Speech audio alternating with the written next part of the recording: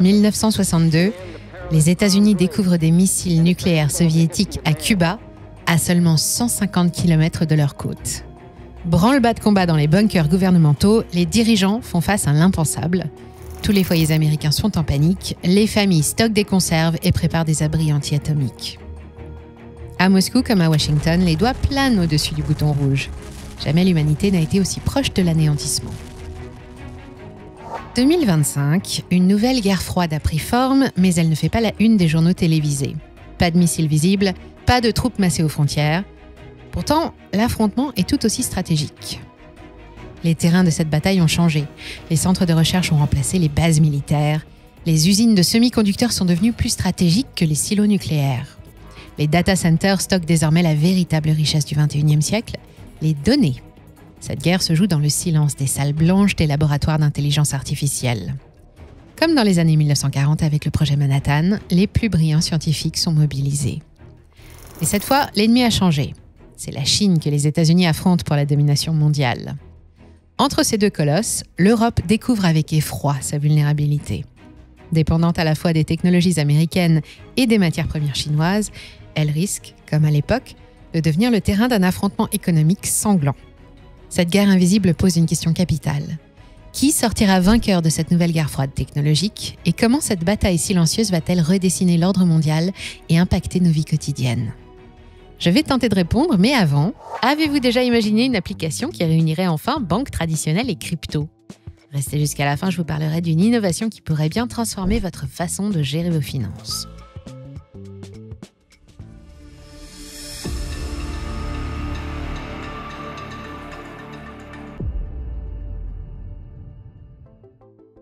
Cette nouvelle guerre technologique se joue sur 3 fronts stratégiques. Commençons par ce qui est probablement la bataille la plus importante, celle de l'énergie.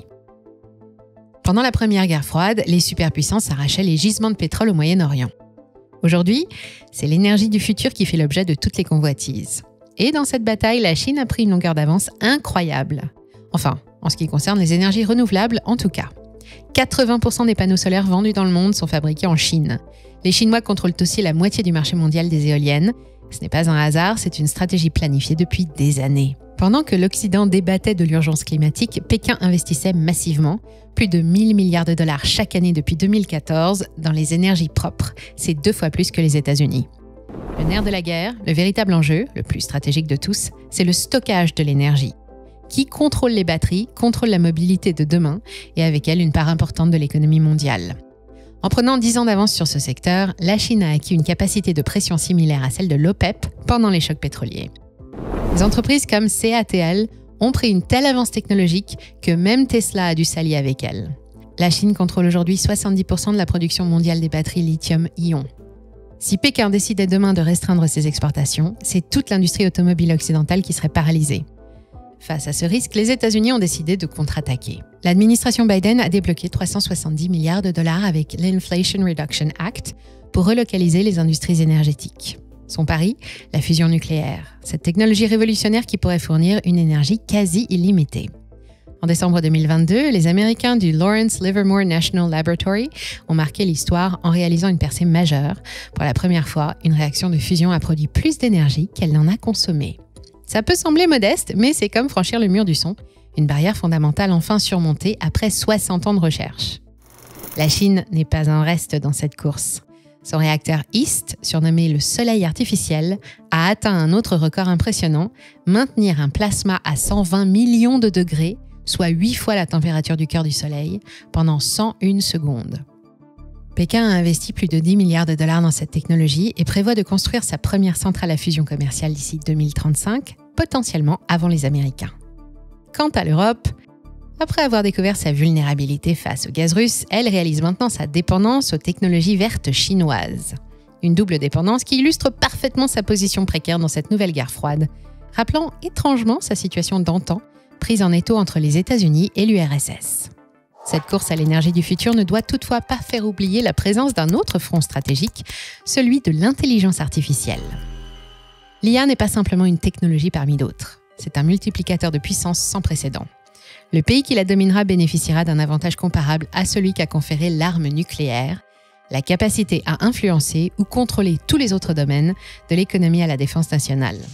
C'est pour ça que cette course ressemble tant au projet Manhattan des années 40. Comme pour la bombe atomique, nous assistons à une mobilisation des plus brillants cerveaux dans une course contre la montre où la victoire pourrait déterminer la superpuissance dominante pour les décennies à venir. Sur ce sujet, les États-Unis semblent mener la danse. Leurs géants technologiques comme OpenAI, Anthropic et Google DeepMind produisent les modèles les plus sophistiqués au monde. OpenAI vient de dévoiler GPT-5, capable de raisonnement complexe qui donne le vertige, alors que son modèle O1 est capable de résoudre des problèmes scientifiques que même des chercheurs peinent à démêler. Donald Trump a tout de suite compris l'enjeu. À peine revenu à la Maison-Blanche, il a lancé le projet Stargate, 500 milliards de dollars d'investissement. Oui, mais voilà. Là où ça devient vraiment intéressant, c'est qu'une petite start-up chinoise, DeepSeek, a sorti un modèle qui rivalise avec les meilleurs du secteur. Et elle l'a développé pour seulement 6 millions de dollars, alors qu'OpenAI aurait dépensé 3 milliards pour ses modèles en 2024. Malgré les sanctions américaines interdisant l'exportation des puces les plus avancées vers la Chine, Pékin a prouvé qu'elle avait un atout majeur, les données de 1,4 milliard de citoyens. Et l'Europe dans tout ça ? Pour une fois, nous ne sommes pas complètement largués. La France se distingue avec Mistral AI, désormais valorisé à 6 milliards d'euros, qui développe des modèles rivalisant avec les géants mondiaux. Quant aux investissements, vous n'avez pas pu le rater. Macron vient d'ailleurs d'annoncer, accrochez-vous, 109 milliards d'euros d'investissement dans l'IA en France. Un sursaut tardif, mais qui montre que le vieux continent a enfin pris la mesure de l'enjeu. Ces investissements vont notamment financer d'immenses centres de données, dont l'un sera le plus grand d'Europe, la course aux armements, mais version numérique. Cette compétition n'est pas qu'une question de fierté nationale. L'IA pourrait générer 15 700 milliards de dollars de valeur économique d'ici 2030. C'est presque le PIB de la Chine. L'autre point important, c'est que ces technologies vont transformer radicalement la guerre moderne. Reconnaissance d'images satellites ultra précises, essaim de drones autonomes, sous-marins sans pilote, des conflits plus rapides, plus précis et potentiellement bien plus meurtriers. Nous sommes au cœur d'une escalade technologique vertigineuse qui conduit jusque dans l'espace. L'espace, le dernier front. Nos communications, notre navigation GPS, nos prévisions météo, nos transactions financières, tout dépend des satellites. Sans eux, nos sociétés seraient paralysées en quelques heures. Les États-Unis dominent encore largement le secteur, avec plus de 2500 satellites actifs, soit environ 60% de tous les satellites en orbite. Pourtant, certains s'affolent. Le général Chance Salzman, chef de la Space Force américaine, l'a dit sans détour, la Chine avance à une vitesse hallucinante dans l'espace. L'Amérique doit rapidement augmenter la qualité et la quantité de ses systèmes spatiaux pour maintenir son avantage. Il faut dire qu'en 2010, la Chine ne possédait que 36 satellites. Aujourd'hui, elle en a plus de 1000, dont 359 dédiés au renseignement militaire. Une croissance qui a triplé depuis 2018 selon le Pentagone. La Chine ne cache pas ses ambitions de dominer les orbites terrestres basses où se trouvent la plupart des satellites de télécommunication et d'observation. Ces chercheurs militaires ont même publié des études sur la façon de neutraliser des constellations entières comme Starlink, qu'ils considèrent comme une menace pour leur sécurité nationale. Pékin développe activement tout un arsenal pour régler ce problème en cas de nécessité. En 2007 déjà, elle neutralisait son propre satellite avec un missile. Désormais, c'est sa capacité à recourir à des satellites tueurs qui inquiète. Ces engins, capables de traquer et d'atomiser d'autres satellites, posent un vrai problème aux Américains. La réponse n'a pas tardé. En 2023, le Pentagone a attribué 34,5 millions de dollars à une start-up pour développer des véhicules de manœuvre orbitale, des satellites ultra agiles capables d'intercepter rapidement des menaces. Quant à l'Europe, avec un budget spatial militaire minuscule comparé aux 29 milliards de dollars de la seule Space Force américaine, elle tente de suivre le mouvement. Mais après l'échec d'Ariane 6, elle dépend désormais des fusées américaines pour mettre ses satellites en orbite. Une vulnérabilité stratégique majeure. Si vous observez attentivement la stratégie américaine, vous remarquerez qu'elle ressemble étrangement à celle de la guerre froide, l'endiguement. Sauf qu'aujourd'hui, il ne s'agit plus d'empêcher l'expansion du communisme, mais bien de freiner l'avancée technologique chinoise. En octobre 2022, l'administration Biden a déclenché la plus grande offensive technologique de l'histoire moderne. Des restrictions d'exportation massives pour bloquer l'accès de la Chine aux semi-conducteurs avancés. Donald Trump n'a fait qu'amplifier cette approche, allant jusqu'à imposer en janvier 2025 des quotas sur les exportations de puces IA. En coulisses, les États-Unis ont convaincu les Pays-Bas et le Japon de restreindre leurs exportations vers la Chine, isolant un peu plus Pékin des technologies de pointe comme les fameuses machines d'ASML. La mise en place du CHIPS Act a aussi permis de lancer une nouvelle dynamique, 52 milliards de dollars d'argent public pour subventionner les fabricants de semi-conducteurs, qui ont depuis catalysé plus de 200 milliards d'investissements privés sur le sol américain. Fini le temps où la NASA et les laboratoires fédéraux dominaient l'innovation. Aujourd'hui, ce sont Nvidia, Google et Meta qui mènent la danse. Washington a également lancé une offensive impressionnante pour sécuriser le territoire. D'abord à travers les brevets, avec plus de 20 000 dépôts liés à l'IA en 2024, contre 15 000 pour la Chine. Puis, avec la chasse aux talents, que le gouvernement organise avec les visas H-1B pour les chercheurs en IA et informatique quantique, qui ont augmenté de 300%. Sur le front économique, Washington a renforcé considérablement le CFIUS, le Comité pour l'investissement étranger aux États-Unis. Ce puissant organisme gouvernemental examine et peut bloquer tout investissement étranger susceptible de menacer la sécurité nationale. En 2024, il a rejeté 17 transactions majeures impliquant des entreprises chinoises qui tentaient d'acquérir des startups américaines spécialisées dans l'IA, les semi-conducteurs et la robotique. Face à cette offensive, la Chine ne reste pas les bras croisés. Si sa stratégie initiale a été celle du rattrapage technologique, elle vise désormais clairement le dépassement. Et en Chine, c'est l'État qui orchestre tout. Un pari qui porte déjà ses fruits. SMIC, le plus grand producteur de semi-conducteurs de Chine, a surpris les experts occidentaux en janvier 2025 en produisant des puces en 5 nanomètres malgré les sanctions. Il faut dire que Pékin a investi plus de 1 400 milliards de dollars dans ce qu'elle appelle les nouvelles infrastructures. De la Thaïlande au Kenya en passant par la Serbie, la Chine déploie ses infrastructures numériques, des réseaux 5G, câbles sous-marins, systèmes de paiement ou smart cities. Et avec elle, ses normes techniques et ses modèles de gouvernance numérique. Cette ambition se concrétise par d'importants investissements stratégiques. Dans le cloud computing, Alibaba a injecté 28 milliards de dollars pour concurrencer les géants américains qui dominent 65% du marché mondial. Mais c'est peut-être dans le domaine des infrastructures physiques que la stratégie chinoise est la plus visible. Le câble sous-marin Peace, qui s'étend sur 15 500 km entre la Chine et l'Europe, suit précisément le tracé des nouvelles routes de la soie. Un investissement de 425 millions de dollars qui illustre parfaitement l'aspect stratégique du contrôle des artères numériques par lesquelles transite 95% du trafic Internet mondial. Pour ne pas se laisser distancer, Washington a dû lancer l'initiative Clean Network, visant à exclure les entreprises chinoises de ces infrastructures vitales, allant jusqu'à faire abandonner un projet de câble direct entre Los Angeles et Hong Kong. En attendant, la stratégie de circulation duale annoncée par Xi Jinping en 2020 vise à créer un système économique et technologique qui puisse fonctionner en autarcie si nécessaire, tout en restant connecté au monde quand ça l'arrange. Cette stratégie d'autosuffisance technologique contribue à l'émergence de ce que les experts appellent un splinternet, la fragmentation de l'Internet mondial en écosystèmes numériques distincts. C'est encore plus évident quand on voit le grand pare-feu chinois qui a déjà créé un Internet parallèle où Google, Facebook et Twitter sont remplacés par Baidu, WeChat et Weibo. Pour renforcer sa position, Pékin a également tissé des partenariats stratégiques avec des pays sous sanctions occidentales. En 2021, la Chine et la Russie ont signé un accord de coopération technologique couvrant l'IA, les données massives et l'informatique quantique. Un accord similaire a été conclu avec l'Iran en 2023. Enfin, l'autre force de la Chine réside dans sa maîtrise complète des chaînes d'approvisionnement stratégiques. Prenez les terres rares, ces 17 éléments métalliques indispensables aux technologies de pointe. La Chine contrôle non seulement 60% de l'extraction mondiale, mais surtout 80% du raffinage. C'est un levier de puissance considérable. L'Europe se retrouve dans une position inconfortable. Dépendante des technologies américaines d'un côté et des matières premières chinoises de l'autre, elle tente de préserver son autonomie stratégique.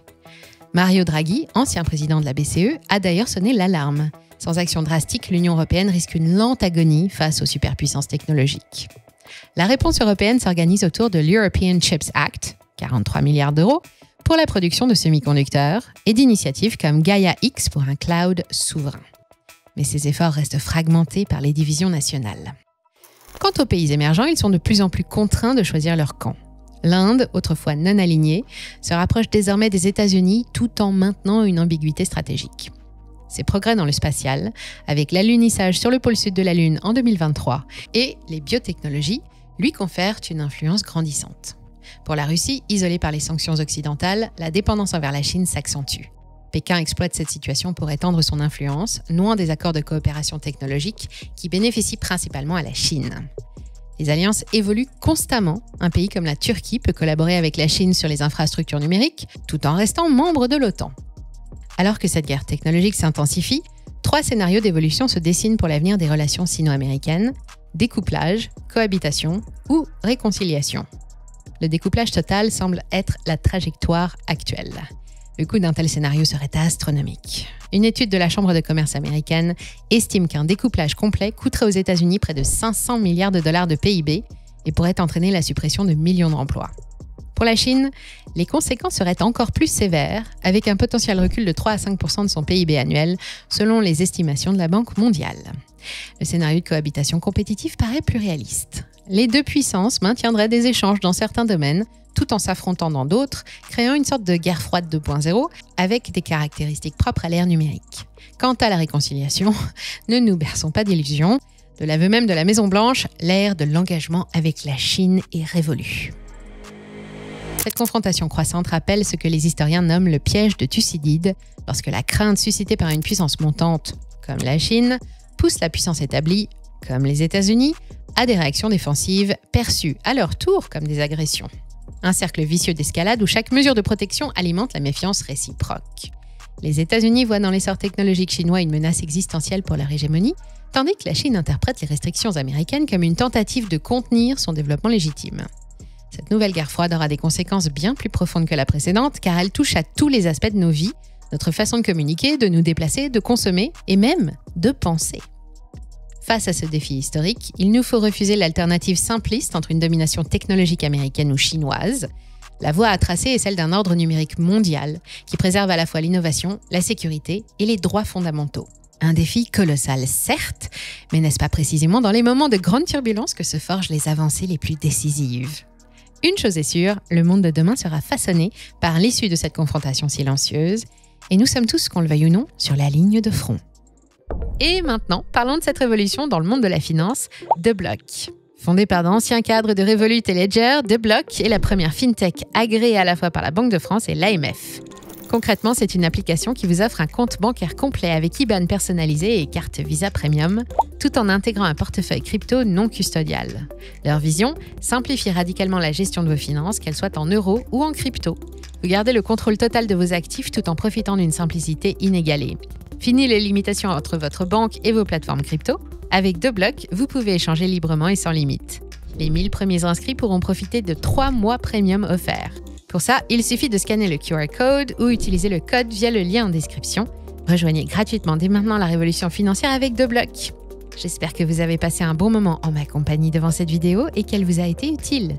Si c'est le cas, n'oubliez pas de vous abonner et de liker la vidéo, ça nous aide énormément et ça nous fait très plaisir. Merci à toutes et à tous pour votre fidélité, prenez soin de vous et je vous dis à très bientôt sur Money Radar.